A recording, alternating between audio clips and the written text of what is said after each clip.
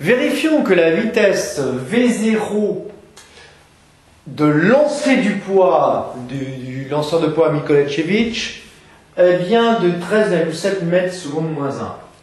Le vecteur vitesse V0, on peut l'exprimer de plusieurs façons.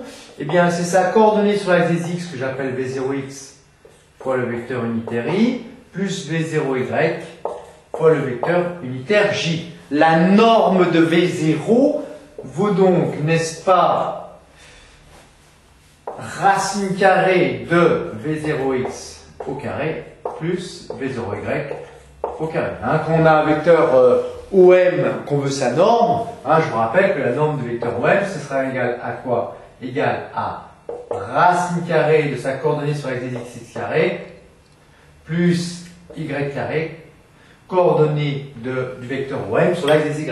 V0y dans le cas d'un vecteur vitesse.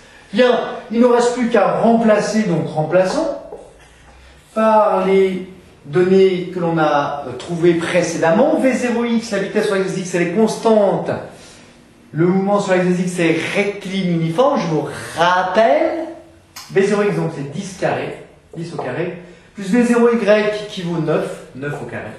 Ce qui nous fait, après calcul, 13,5 mètres seconde moins 1. Or, on nous donne la valeur de 13,7 mètres seconde moins 1. Donc, ici, on a bien ces informations qui se révèlent être exactes. Pour l'angle alpha maintenant, comment vérifier que cet angle alpha vaut 43 degrés?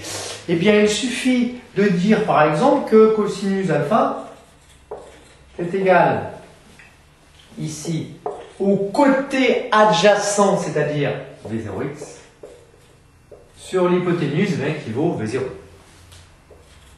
Bon. V0x, eh bien, on a trouvé 10, divisé par 13,5.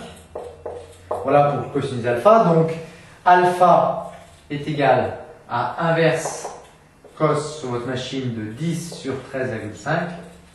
Et si votre machine est bien réglée en degrés, il faudra bien faire attention que c'est le cas, eh bien, ça vous donnera un angle égal à 43 degrés, effectivement.